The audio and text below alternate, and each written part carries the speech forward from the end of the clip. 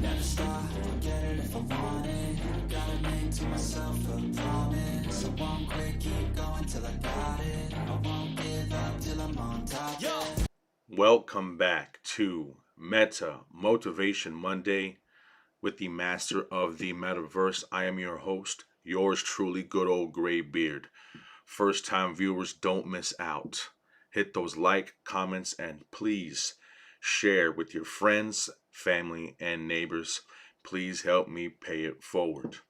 My mission statement is to extend a daily peace offering to my fellow companions with intent to encourage, motivate, and inspire action through joy, laughter, and creativity.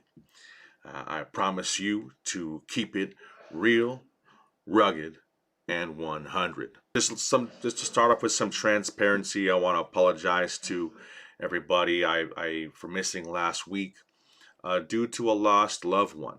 And though it was a very sad time, it brings me up for my weekly topic. Okay, but I want to give a shout out to my best friend and brother and to Big Steve for truly leaving a legacy. And that's what we're going to start talking about here. If you're watching live, please leave a comment. Please join me on my Discord. You can leave a comment, you can leave a GIF, you can leave whatever you like here. But today we want to talk about legacy, and because it wraps into what it is that we're doing here at the Master of the Metaverse. What is your legacy? You know, what does legacy mean to you? And I believe legacy is not just to be remembered, because we all get forgotten about. Everything gets forgotten about in time. And so I believe what legacy is building something that lasts, that goes beyond the dimensions of time. So it brings me back to me, and I just want to share with everybody what my legacy is and what that means to me as a husband and as a father. You know, is it important to you to what it is that you leave behind for those that you love, and not necessarily if you're gone tomorrow, but while we are alive today, given the opportunities and given the chance to leave something behind. Please leave a like, leave a comment below on what you think legacy is and what legacy means to you. Like I said, I want to give a shout out to Big Steve. Thank you, Big Steve. It's an honor. Thank you for showing all of us boys what it was meant to be a father, to stay around, and to be a pillar for all of us. So thank you very, very, very much. So I want to say thanks to everybody for joining me here, for supporting me. Thanks to everybody who asked me about how my podcast is going. I just want to say thank you. We're going to build this community one episode at a time, every Monday, 6 p.m. Pacific time. What are we talking about here? We're talking about the metaverse. Let's get into the presentation here. Okay, I think it's important to start looking at the metaverse in two separate categories. Okay, it's what I'm trying to present here on my channel. Okay, one part of the metaverse is the experience. Okay, all this mixed reality, the gaming, virtual realities, all these different experiences that are definitely going to be part of our futures. Okay, but what's also important, I believe, is a separate category. And forgive me for not being able to do this before, but the separate category is finances of the metaverse, passive income, digital real estate, digital ownership. And believe it or not, folks, it's real. Okay, so that's what I want to make clear here on my channel. That's what I'm trying to present. I'm trying to present the fun and enlightening experiences that come with the metaverse that all our kids and we're going to experience here in the future. Okay, but also with the transition and what's happening in the world. Like I said, we're going to try to keep it as real and rugged and 100 as possible without getting in trouble, okay? But if we do get banned, it's okay. We know we're onto something. But we're discovering the transition between Web 2.0 and Web 3.0. Okay, folks. Old companies like Google, Facebook, and the big one is Twitter. They're not going around anywhere yet. Okay, so let's just pay attention to what's happening to data ownership. Like I said, it's important to understand that I think we should start seeing the metaverse as two separate categories. One, the experience. Number two, the investment opportunity and how we can position ourselves, okay, like the creation of the internet in the beginning, like because I come around since pre-internet, okay. I'm trying to market to a lot of people who are pre-internet and also people that are live their lives with the internet, okay. But this train will continue to move on. Here, let's go over to the experience of the metaverse real quick. Bam. And the good part the about joining my show here live is you get to see me do things live. I'm a live kind of guy. I know I'm learning how to edit and all this business, but don't worry. But this is the experience. So check this out. For the sake of a short, you guys get to watch me make the short. Graybeard makes the best YouTube shorts. And that's the claim I'm making. Hello. Okay. Well, this is the, look at all these experiences here. Okay. We're just going to take our time here. We're talking about mixed realities, augmented realities, different experiences with your mobile device. We're looking at NFTs, digital overlays, augmented reality glasses, widescreen movies, holograms. I know I'm getting excited here, but this is the experience side of the metaverse, the technological advances, the advancements in technology with experience and interaction. Believe you me, companies like Facebook, Amazon, they're all getting into this space.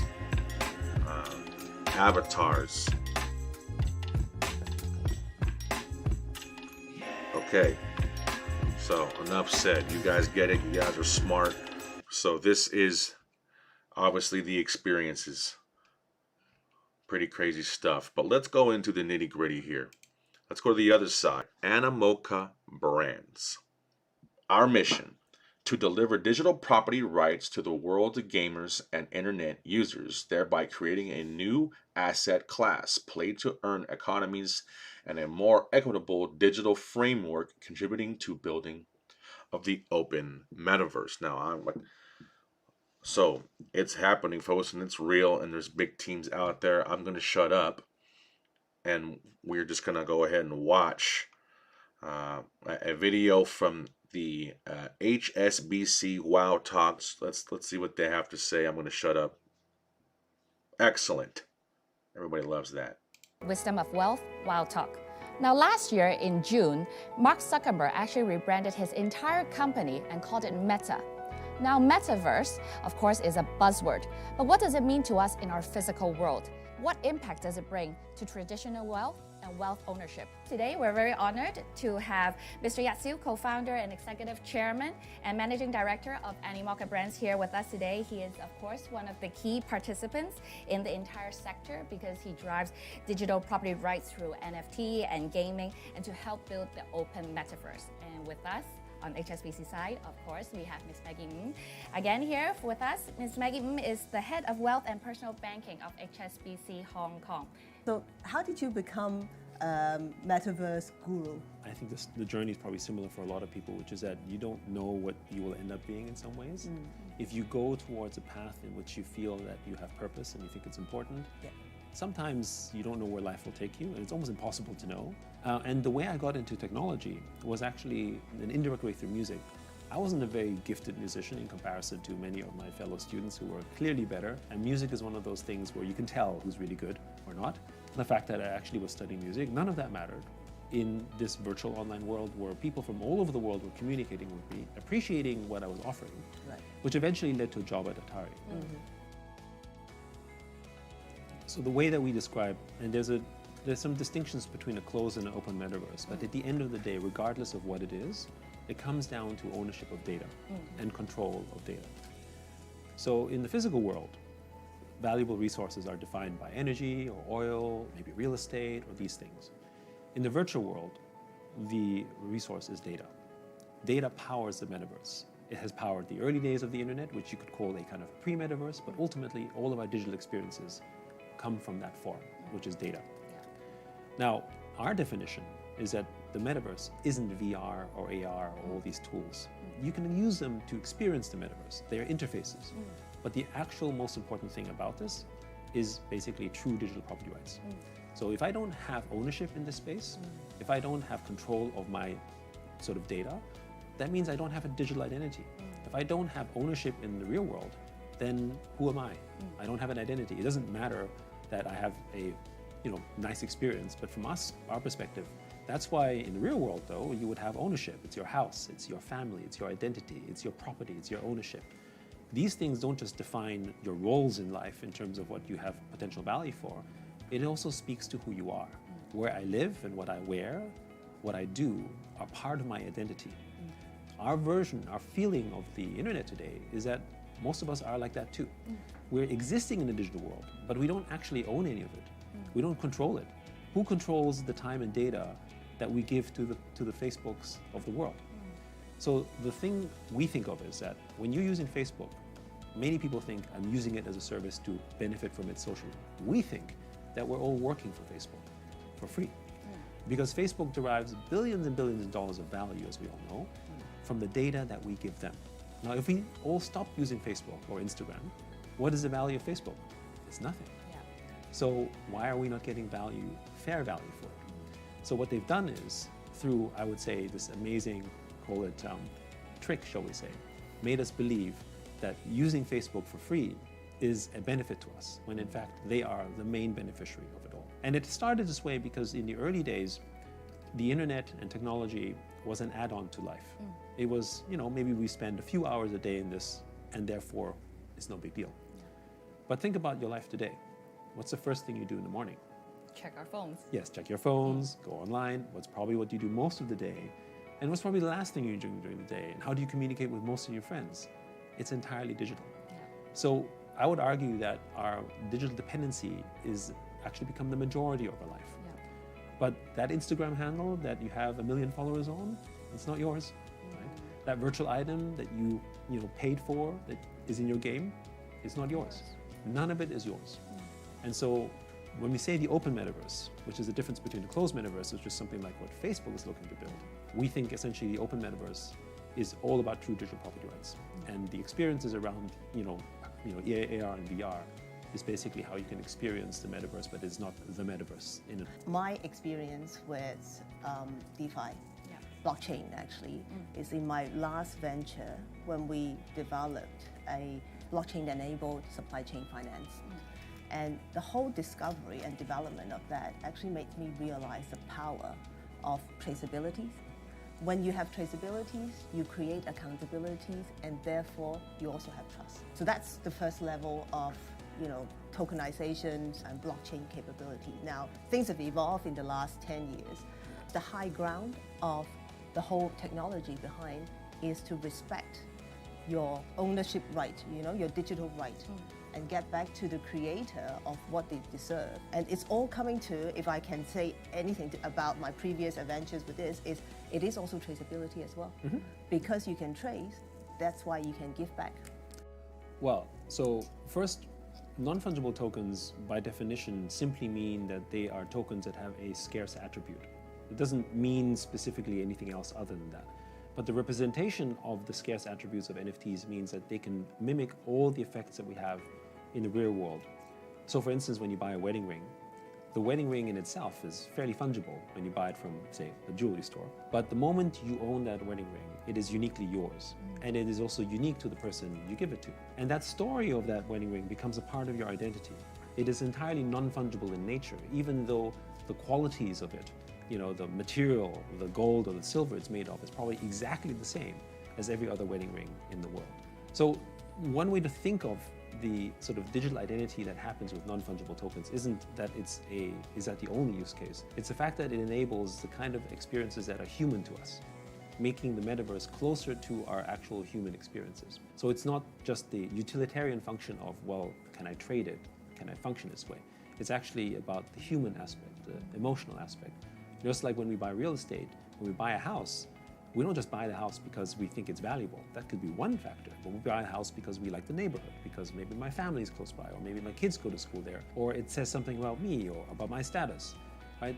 Many more emotional and personal decisions go into all of our purchases, from clothes to everything else there, and non-fungible tokens represent this. So think of this a little bit like if you were a bank. Every transaction you do is always on the ledger. You may not know who it is, but you know what's happening with it. That level of transparency may not be comfortable for everyone, but if you can participate in this, I think you can audit it. You'll have a greater understanding. So I think the secret of sort of succeeding in a DeFi, a decentralized world, is to understand how to navigate and read on-chain transactions, which is frankly to me no different than understanding Excel, for accountants in the last generation.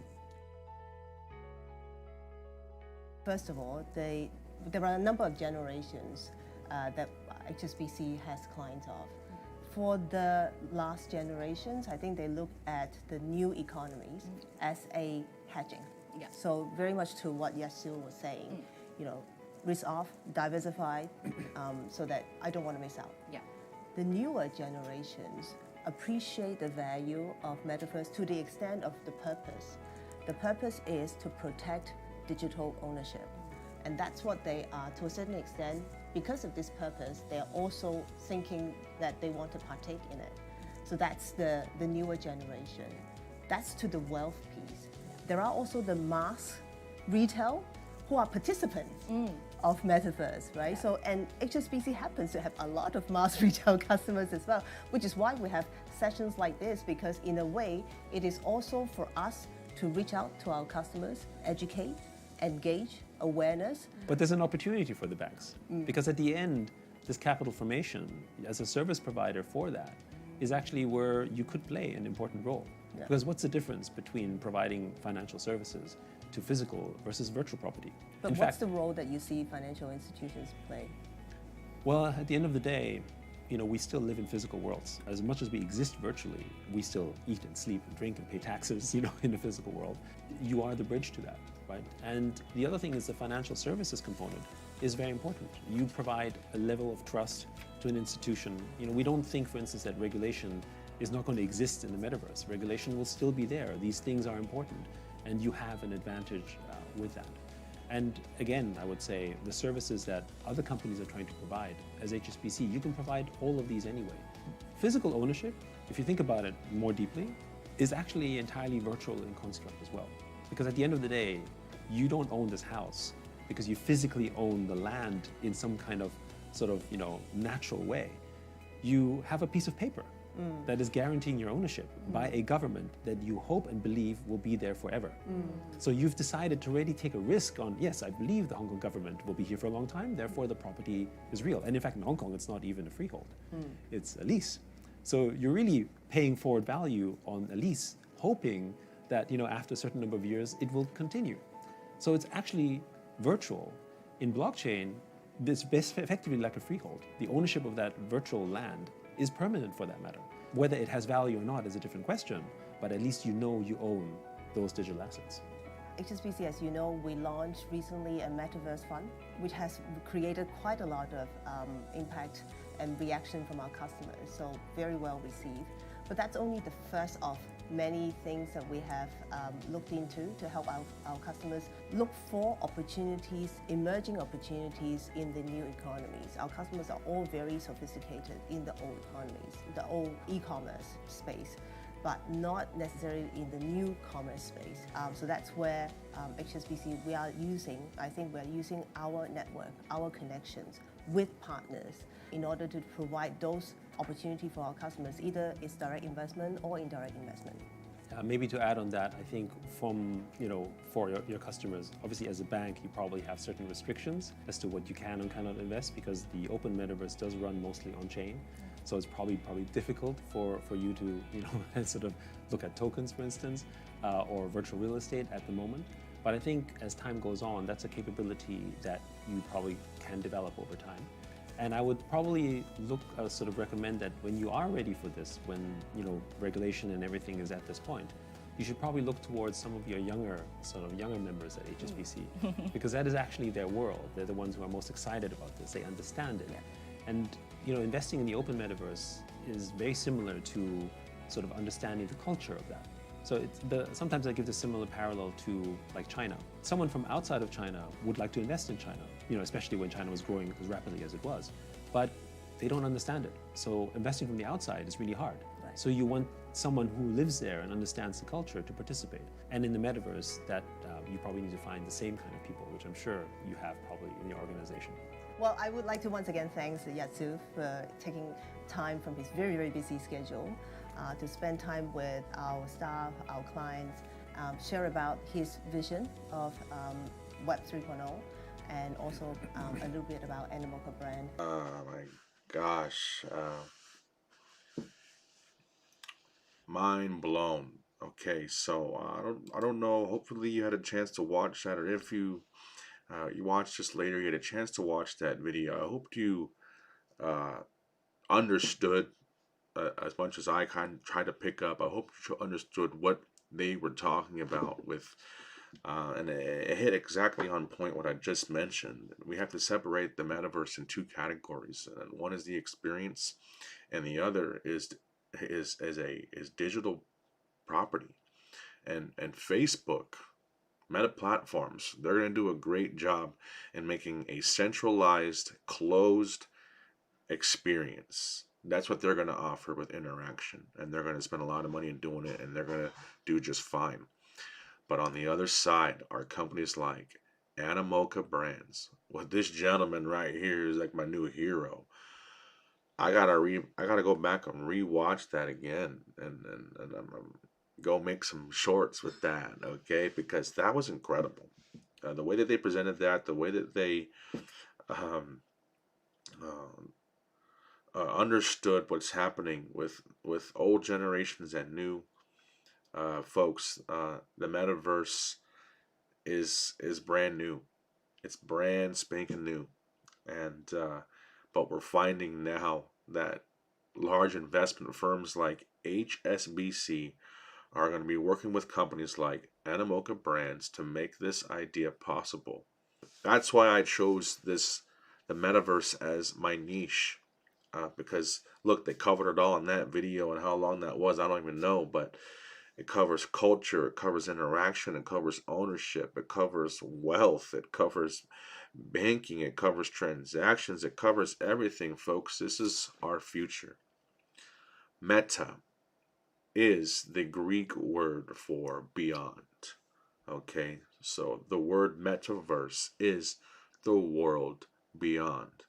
The world that we are living now, and as it continues to advance, it's important to, like I said, it's not to live our lives in the metaverse and to be in this virtual experience. It's not exactly what it is. It's identifying that our world now is very much digital, and it's very much has much to do with data. And companies like Twitter have proven to us that they control what they want to do with the data if we choose to participate in their platform. So, wow. Sorry, I'm still blown away by watching that whole video. Like I said, I hope you guys picked it up. Okay. Here's my weekly avatar. Are you guys blessed to see? There it is. Yeah. Hey. Yeah, guys with long hair. Think that looks good? You guys think that looks good? Okay, you guys want to do another one? I got all kinds of them. Let's do the Doctor Strange one. Let's do the Doctor Strange one real quick, and then we'll move on. I'm sorry. I know we're talking, but look, this is artificial intelligence. I take a selfie, I match it with a category or a theme, and bam, they give me a picture here. All right, let's go back. Ooh. Ooh, It's even got the grays. It's even got the grays up in here. Okay, let's go over here. But I can't make a short out of that one. Anyways, it's okay. All right, so let's move forward with the presentation. All right, now we're figuring it out. Okay, we're figuring it out that the Web3, the metaverse, has a lot to do with blockchain technology, has a lot to do with artificial intelligence, and we're going to do as much as we can to cover that here on our channel and present to you my understanding of it, and just continue to grow, continue to grow, continue to fail, continue to grow. That's what we're gonna do here. Okay, so please, if you got your own, let me see your own avatar. All right, let me see your goods. Let me see what you got. Okay, never mind. All right, 13 predictions for the metaverse and Web3. All right, this is by VentureBeat. 1. Digital identity is the gateway to the metaverse. Okay, Web3 digital identities will become as ubiquitous as email, giving people an identity they own and control. Okay, number 2, blockchain gaming comes out of the basement and into the boardroom. Metaverse spend grows over traditional ad spend. Okay, so what they're saying is they're going to spend a lot more on ads in the metaverse. Number 4, Web 2 companies bifurcate. Web 2 companies will divide into those who are boldly in and those who are scared. We've seen bold moves into Web 3 by Starbucks, Nike, Prada, and IKEA. In Web 3, you're either in or you're out. Number 5, safety and security become focal points. Fantastic with regulation. We mentioned that in the video. Web 3 will become invisible. Number 7, AI and Web 3 become best friends. Number 8, utility over hype become a mandate. In 2022, the bear market helped to weed out some of the hype, but in 2023, utility will trump hype as those companies with true value will outperform the rest. Fantastic. Number 9, Web3 rewards will drive niche-based communities. With Web3 reward systems growing, smaller and more focused communities will form tighter bonds and have the most impact. Web3 platforms, SDKs, and rewards programs aggregators will grow more robust and diverse as developers seek APIs and open source tools to build out feature-rich, user-friendly dApps. Wow. As you can tell, I'm not a developer. I don't know what none of that meant, but we read it. Number 10, avatars empower the metaverse. Do I gotta go back and show you my avatars? Okay, number 11, diversity breeds innovation. Women, people of color, and people from diverse backgrounds will have more influence on Web3 and metaverse than they did in the Web 2 world. Okay, rock on. Equal opportunity. CGZO and CWMO, new titles like Chief GZ Officer and Chief Wellness Metaverse Officers will come out. Okay. And lastly, metaverse social norms change. With greater adoption of the metaverse, social norms and best practices will be developed. People will begin to spend more time in virtual worlds and interact with others in new ways. Okay, so bing, bang, boom. Another example of this is Nike Land. Okay, so it's everybody knows Nike. But they have chosen to participate. What is Nike's metaverse? What is Nike's metaverse? Okay. What is, let me God, I can't see a damn thing. What is Nikeland? Okay, Nikeland is a micro metaverse built within Roblox ecosystem. Many experts regard Roblox as one of the first official metaverse platforms designed to empower creators, bring users together in a virtual space, and deliver uniquely immersive experiences. Yes, absolutely. Absolutely. Okay, so the question is what are all these Roblox children going to be doing after they're done with Roblox? Okay, they're going to be doing next level stuff. Okay, but here we go. Nikeland. All right. So, like I said, please feel free to leave a comment, leave a question, leave a remark. If you think I'm losing it, it's okay. We're going to build a platform here of interaction ourselves and integrating in the new technologies with augmented reality in the future. What I've been trying to present on my YouTube channel is that we've all been missing out. Okay, the metaverse, I believe, is the next biggest uh, $1 trillion investment opportunity that 98% of the world will miss out on. Okay, and we've been doing this already for too long. We've missed out on the internet. We've missed out on Amazon. We've missed out on Bitcoin. Okay, but are we going to continue to miss out? And is that the legacy that we want to leave for our children and for our families? To miss out? No, not me. Not me. I'm going to take the risk and I'm going to do what I have to do to learn, to research, and to figure out what's best, and to try to create generational wealth. And it may not happen, but it's okay. I'm not going to go down saying that I tried and I didn't do anything. That's not the legacy that I want to leave.